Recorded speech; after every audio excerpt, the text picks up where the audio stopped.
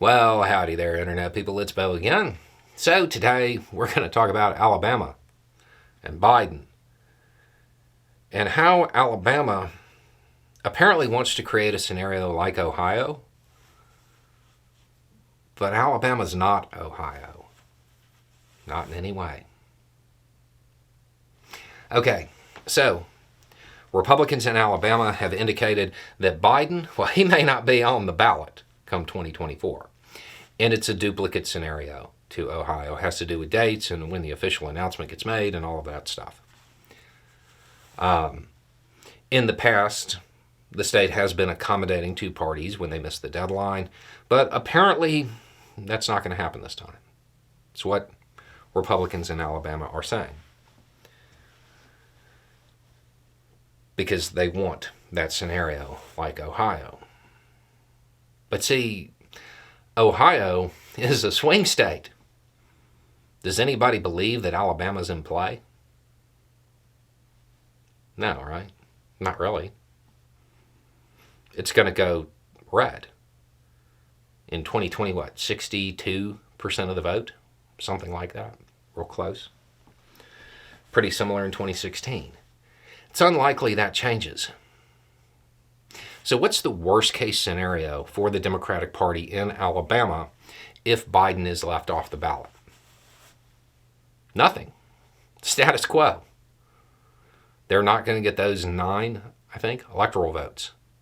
But they weren't going to get them anyway. That's the worst case scenario. What's the best case? That Democrats in Alabama believe the state is trying to silence their voice. And it increases enthusiasm a little bit. Not enough for Biden to win, okay?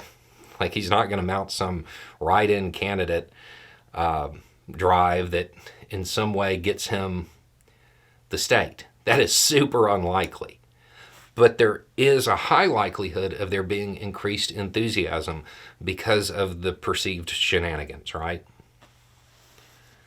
So, from the Democratic Party side, they have nothing to lose and everything to gain this way. What about the Republican side? What's their best case scenario? Nothing changes. The status quo. That's their best case scenario.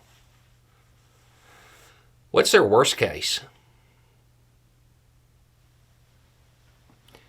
Real quick, pull up a mental image of your representative.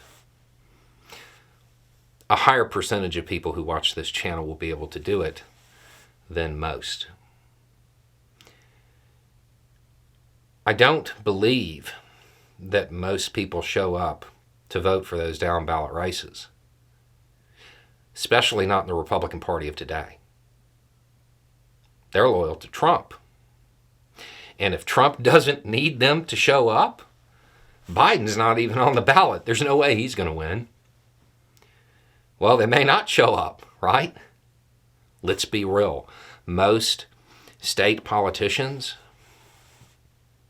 you're riding the coattails of the bigger candidates. And this is true of both parties. I'm not picking on Republicans here. It's more pronounced in the Republican Party because it has become very centered on Trump. And if he doesn't need his base to show up, well, I don't think they're going to show up to vote for somebody whose name they can't even remember. If you're a lawmaker in Alabama, an elected official, I want you to think about the last time you went out. Not to some event, but to the grocery store. Did people that you don't know personally recognize you? Probably not, right?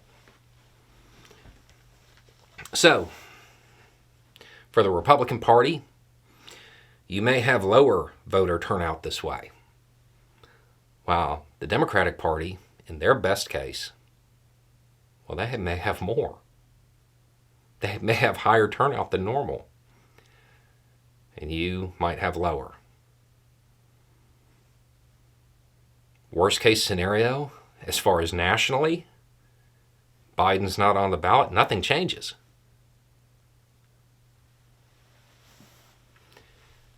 If I'm the Democratic Party and Republicans in Alabama wanted to pull this, bet. Democrats have nothing to lose and everything to gain. Republicans have everything to lose and nothing to gain. Those down ballot races, without that Trump loyalist base, I don't know. I feel like that might swing an election or two. You're not Ohio. Anyway, it's just a thought. Y'all have a good day.